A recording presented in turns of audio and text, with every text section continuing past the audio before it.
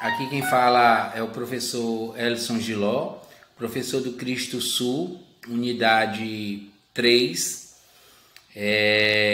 Venho por meio desses slides que foi montado pelo colega Eduardo Macedo, repassar aos alunos do 8º clássico e do 8º médio de todas as unidades do Cristo, né, a respeito do capítulo 5, que nos mostra alguns conhecimentos breves a respeito do magnetismo, tá ok? Então, começando o slide, gente, nós temos aqui algumas considerações iniciais, né, a respeito do assunto, que existiam pessoas há séculos atrás que observavam que existia uma pedra que deu-se o nome na época de magnetita, né, considerada como um ímã natural, que ela tinha um poder de atrair pedras semelhantes e ferro. Atualmente, são mais utilizados os ímãs artificiais, né, obtidos a partir de um processo de imantação. O que a gente usa no dia a dia esses ímãs artificiais, né, que através de um processo de imantação fez com que ele adquirisse as propriedades do ímã.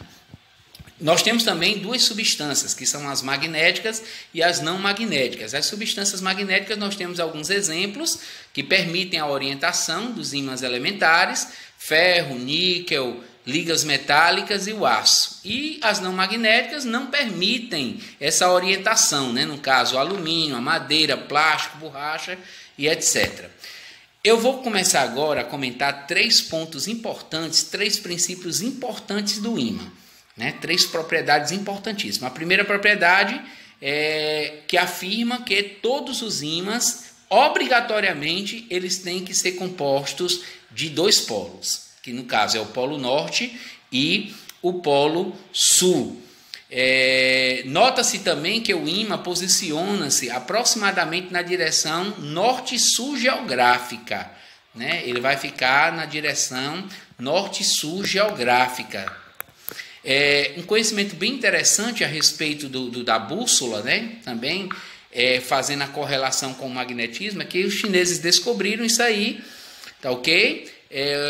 Na qual o ímã, em forma de um losango, é colocado como uma agulha. E essa agulha ela vai sempre direcionar ao norte geográfico, né?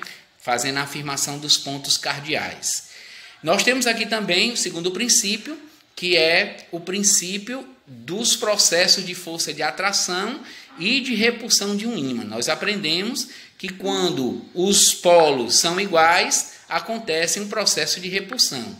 E polos diferentes acontecerão o processo de polos opostos, né? Acontecerá o processo de atração. Nós temos aqui o terceiro princípio, que é o princípio da inseparabilidade.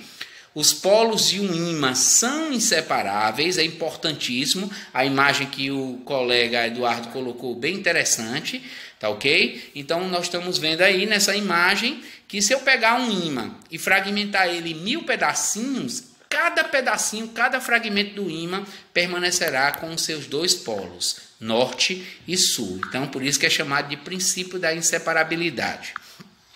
Nós temos também o campo magnético, né? A região do espaço ao redor de um ímã ou de um condutor percorrido por uma corrente elétrica, na qual ocorrem interações magnéticas.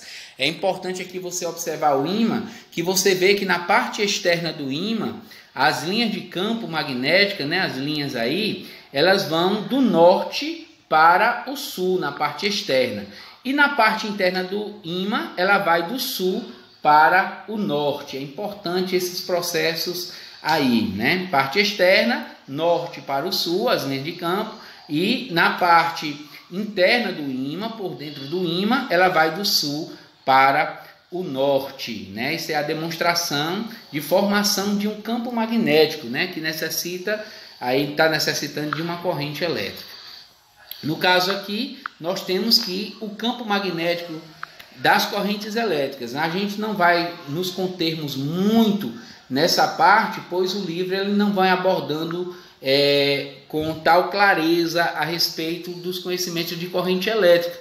que é um conhecimento que é novo para os alunos do 8º ano, que serão trabalhadas as correntes elétricas a partir do 9º ano, tá ok? Mas tem um ponto importante aqui que diz que um ímã ou condutor percorrido por corrente originam-se na região do espaço que os envolvem um campo magnético, né? Importante essa observação, tá ok?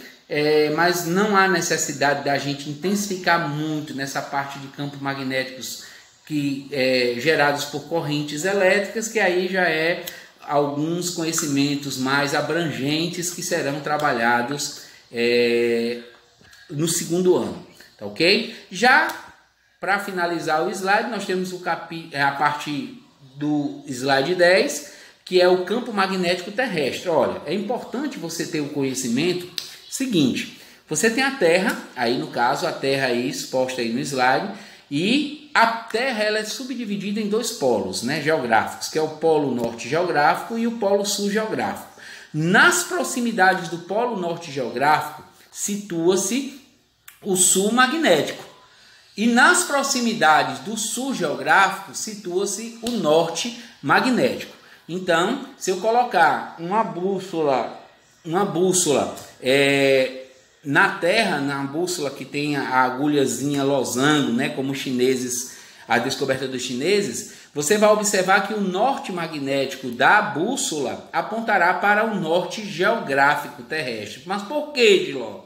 Por que, professor? Porque nas proximidades do norte geográfico está o sul magnético. Então, norte magnético, sul magnético entrarão no processo de atração.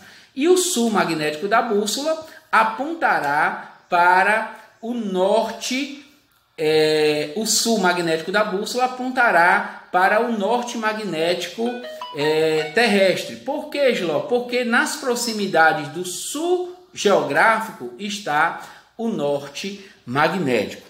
Espero, gente, que vocês tenham gostado do vídeo. Um abraço a todos. E aí no decorrer da semana, a gente vai repassar mais conhecimentos para os alunos do 8º ano.